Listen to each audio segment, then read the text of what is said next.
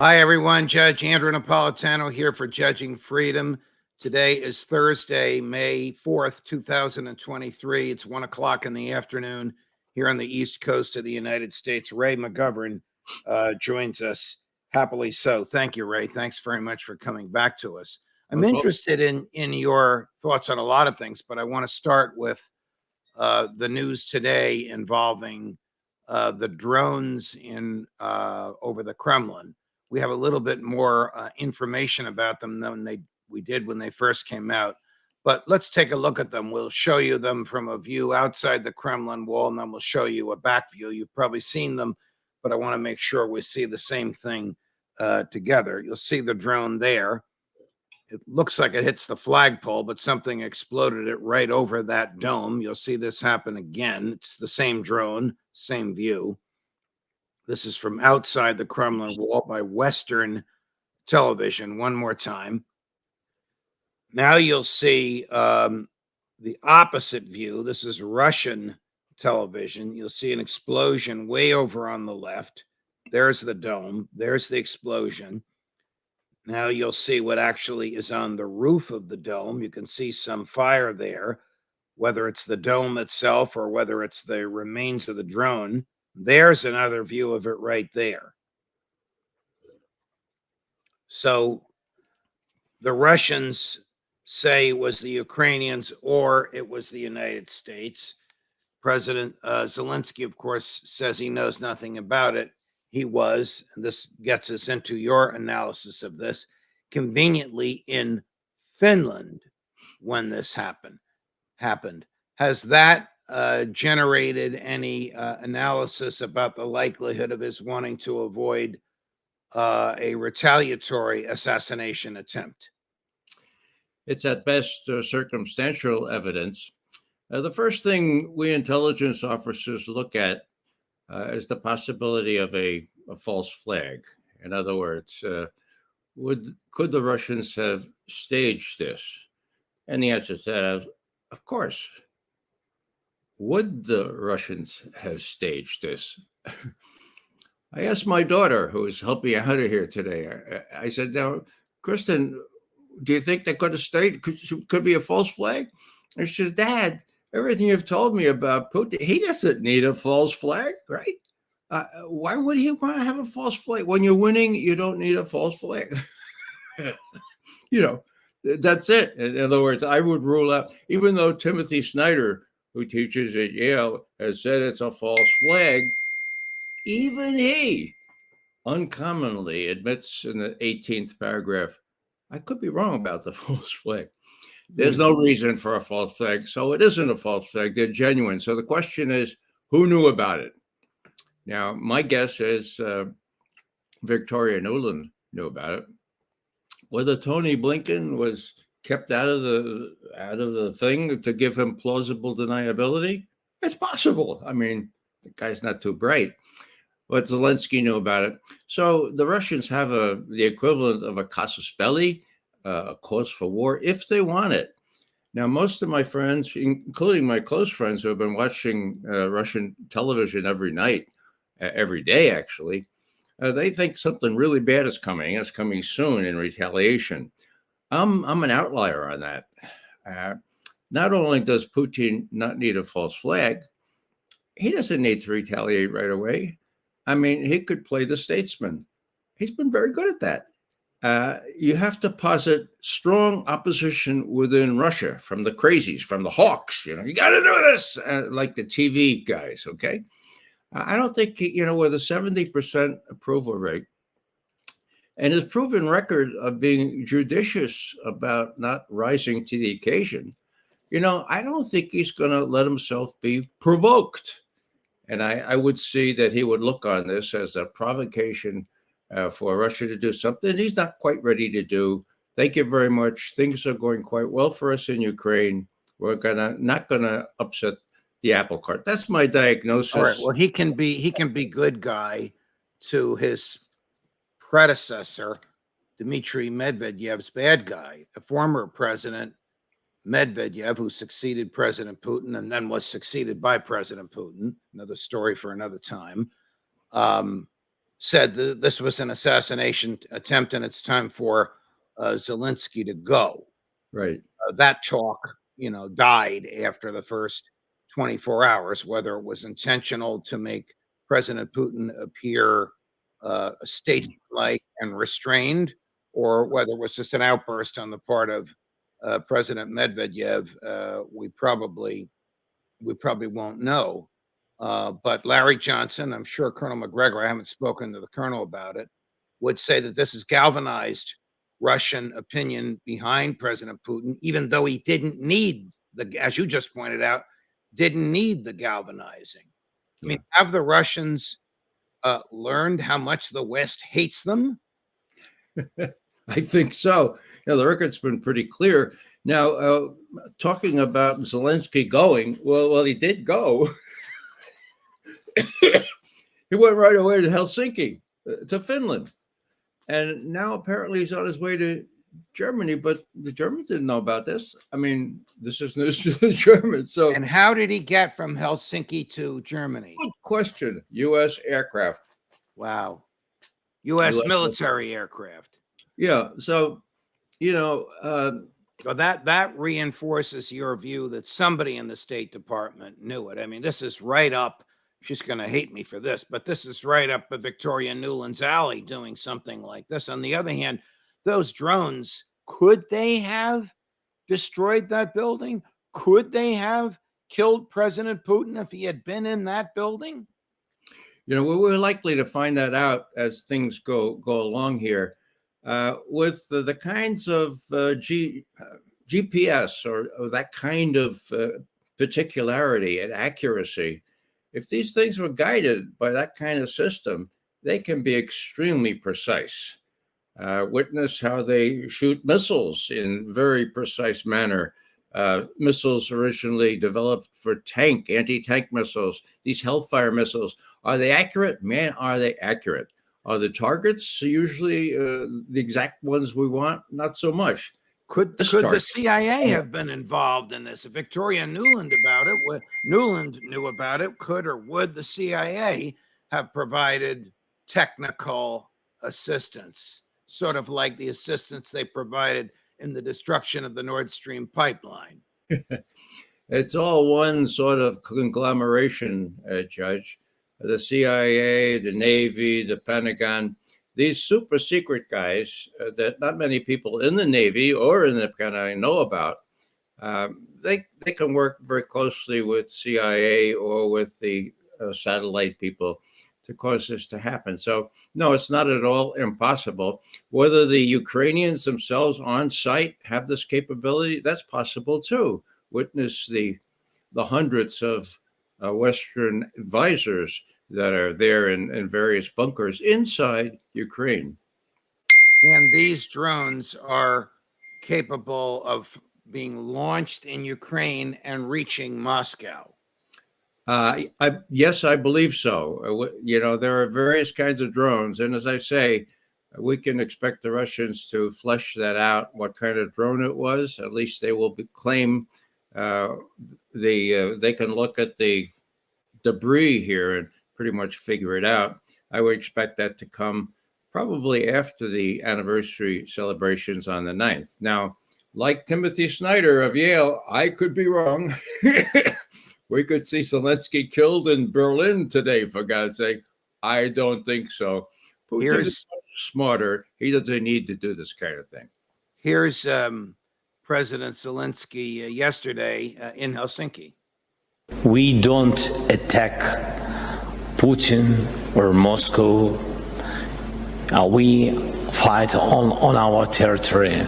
We are defending our villages and cities. I guess he felt the need to say that. I mean, there are rogue elements in his military. I don't know if they have how rogue they are, the so-called Nazis in his military. I don't know if they have the ability to fire a drone at the Kremlin, but you seem to think that the appropriate people in the American State Department and in the Ukraine political leadership knew about this before it happened. Yeah, if you mean Victoria Nuland as an appropriate person in this case, I guess you're right. Because Zelensky is pretty disingenuous. The Ukrainians have been attacking Russia proper for months. Bryansk, they killed a bunch of civilians in Bryansk, and Russia retaliated and said it was retaliating by hitting a bunker said to include maybe 300 high-level Ukrainian and NATO officers in the western part of Ukraine. So these things are real. The attacks on Russia proper, and I just don't mean. I mean not just Lugansk and Donetsk, but Russia proper, Bryansk and the other towns. They're just maybe 10, 15 kilometers from Ukraine, have all been attacked by saboteurs or by little missiles and stuff. You recently informed me of offensive strike missiles near Ukraine. Where are they?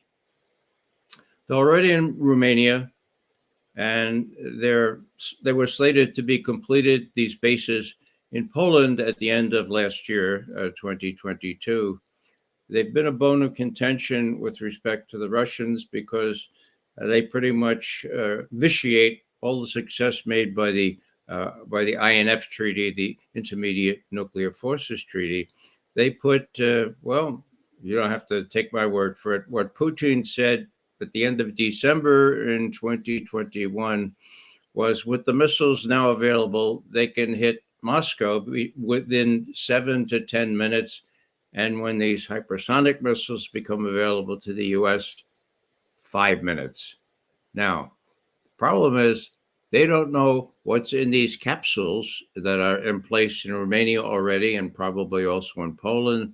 They could be cruise missiles. They could be advanced strategic missiles. If they're hypersonic missiles, by and by, when the US gets those, 5 minutes. Now, if you're Putin, well, I think you'd like to have a little bit more than 5 minutes to decide whether to blow up the rest of the world, right? So this has been a bone of contention since 2015, when these sites started going in there. And he's explicitly made these points. And I did a major speech last Tuesday in which I laid it all out with the help of some really good technical experts, people who know about these missiles, people who used to be chief advisors to the chief of naval operations. That fellow's name is Ted Postal. He helped me compose some sexy slides which showed how long it would take for missiles to get from Poland, from Romania, and also from around Kiev. And then we compared that to the Cuban Missile Crisis and the SS-4s and the diameter that they had, which could include Washington, D.C., naval bases in Savannah or Norfolk, and some think SAC headquarters in Omaha. So it was all laid out, and I thought that people needed to know that there are various reasons why Putin made that decision to invade Ukraine. This is one of them. It's the least well known of them. And there was one comment in the chat that said, "Well, you're just you're an apologist for Putin." And another fellow answered. He said, "Wait a second now. McGovern didn't say anything about apologizing for Putin, but he laid out the facts. So, are you saying that the facts suggest to you that he's apologizing?" Well, that's very interesting from a psychological point of view, and it is. So there are lots of people still from Missouri on that. I laid out the facts the way we used to. Can the Russians defend against it? Well, no. They can't be sure. 5 minutes, hypersonic, we can't defend against hypersonic.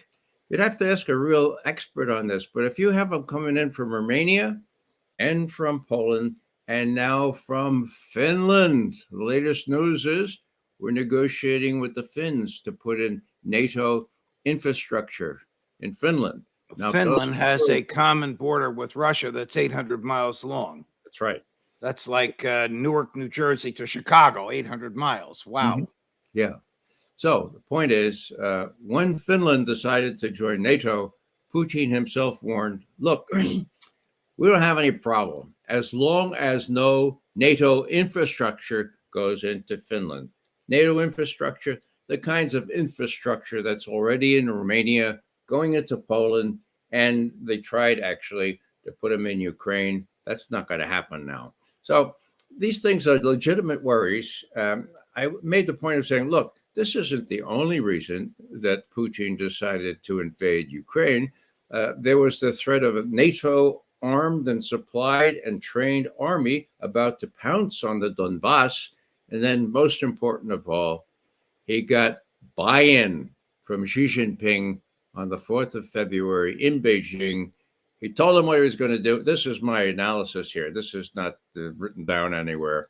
But I don't think Putin would have dared do what he did if Xi Jinping didn't give him a waiver on Chinese policy on non-interference in the affairs of other people.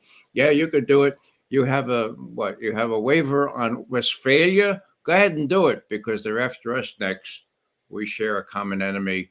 Go ahead and do it. Without that, I don't think Putin would have moved in. So why is NATO provoking him like this? Why are they deliberately negotiating to install offensive weaponry in Finland? Well, we're not quite sure what these sites look like, but even the Finns have not ruled out the emplacement of nuclear storage sites, such as already exist in Belgium, Germany, Holland, Turkey, Italy, and Germany, five other places. So, it's a with that border that you just mentioned, and with the history of the Finns, the Finns joined Hitler for the first couple of years, didn't they? Right? And it's a kind of a nasty sort of relationship. It's been quiescent since the end of the war. Why the Finns do these things? I've asked a psychiatrist to try to explain that to me. All right. President Zelensky, 2 days before the statement that we just showed you that he made, that he and his government had nothing to do with the drones, complained bitterly that he learned about the release of the top secret documents, the ones that the government says were released exclusively by Jack Teixeira, the young man from the Massachusetts National Guard. The President Zelensky learned about this in the news media, that even his buddies in the American State Department didn't tell him ahead of time. What does he gain by complaining publicly like that? Well, it's really hard to discern the definitive answer to that. I believe it could be quite correct. Nobody knew what was going to appear in the Washington Post and the BBC, these headlines immediately after that leak. So I think he's just sort of complaining and saying, look, the Americans don't tell us everything. And of course, these things are very damaging because they show that Ukraine is losing and that there's no prospect at all of this. And that the senior American military leadership, notwithstanding what they tell the Congress and the public, knows this as well. That's correct. And that makes it very clear in the testimony of the head of NATO, the military chief of NATO, just this past week. Sure gives the lie to what his bosses have been saying. Austin and General Milley, the Russian capabilities have not been diminished. Actually, they're better than they were before.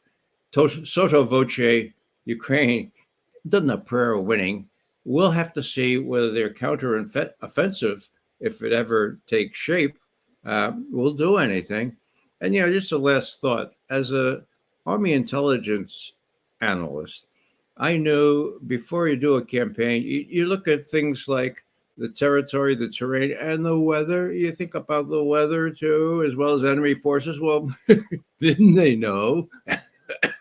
Didn't they know what the mud would be like now? I mean, hello. So is the spring offensive going to be a summer offensive, or will Ukraine be so diminished and degraded by the summer that they won't be able to have an offensive or a defensive? I think there will be probes. I think they will make the best show of it simply because they have to. I mean, lots of people have said, this congressman, influential congressman, This is the last gasp. If the Ukrainians don't win this one, no more aid. So the glove has been thrown down. They've got to do something. But my fear is that as soon as they try something big, the Russians are going to come through and break them apart and go all the way to the Dnieper, which they're capable of doing. And then what will a ceasefire, what will talks, what will negotiations look like? Cardinal Pietro Parolin, who is the Secretary of State of the Vatican, yesterday said he was surprised that Americans, Russians, and Ukrainians are denying the existence of secret Vatican organized negotiations. Are these things, to the best of your knowledge, going on? And is Cardinal Parolin and the Pope, are they the only ones talking about this? Well, the Pope made an overture several months ago saying Vatican offices are at your disposal if you want to talk. There have been a lot of things going on in the Vatican, I'm told, but like everywhere else, there are factions. So people don't know you have to support the Ukrainians. So it's not clear. What I would like is the Pope to just get on his own 2 feet and say, look, we have to have a ceasefire. I'm going to go to Kiev. I'm going to go to Moscow. I'm going to figure out how to do this because we have to stop the bleeding. Okay, we have to stop what's going on. It makes no sense. Now, if he did that, that would be rising to the occasion, unlike previous popes during World War II of recent lamentable memory. The Russians claim that they killed 15,000 Ukrainian troops in the month of April alone, the month that just ended 4 days ago. Is that credible? I don't know. There have been a lot of losses around Bakhmut. 15,000 sounds very high, but these what do they call them? Wagner troops. So there, a lot of them are sort of expendable or looked on that way. I just don't know. What I do know is that the Ukrainians have lost many more, a factor of 7, in my view, 7 Ukrainians to 1 Russian killed in that struggle. And that's just one of the diminishments that the Ukrainian forces have So suffered. the documents indicate 7-to-1 kill ratio. Yeah. Colonel McGregor argues that a 2 or 3-to-1 kill ratio is decimating, that 7-to-1 is really unheard of in modern history. Your former colleague, Jack Devine, hold your breath, claims it's 7-to-1 the other way. Yeah. 7 Russians killed for every 1 Ukrainian. That all the rest of us, you, Larry Johnson, Colonel McGregor, Colonel Schaefer, me, everybody else, including neutral people from the Washington Post, including pro-Ukrainian, pro-Biden people in the Washington Post, have misread and misconstrued the numbers. Well, there's a dichotomy here, Judge. Jack Devine is not an intelligence analyst. He's an intelligence operative. He thinks that was a dandy idea that we went into Afghanistan. He thinks it's a dandy idea that we did all kinds of things that operatives can do. He's working now for a consulting firm that is telling its clients what they want to hear. He's not an analyst. Let's get over that. The rest of us are or have been direct military experience, like Colonel McGregor. You can pick whom you want to listen to. Got it. Ray McGovern, always a pleasure, my dear friend. Thank you for all the great analysis. Thank you for all the wonderful materials with which you keep feeding me. I see you're very much in demand. I'll let you go. We all appreciate your time. Thank you, Ray. Until next week. Most welcome. Of course. If you like that, like and subscribe. Judging Freedom approaching 150,000 regular YouTube subscribers. We're pushing to break that threshold in the next 2 weeks. Judge more as we get it. Judge Napolitano for Judging Freedom.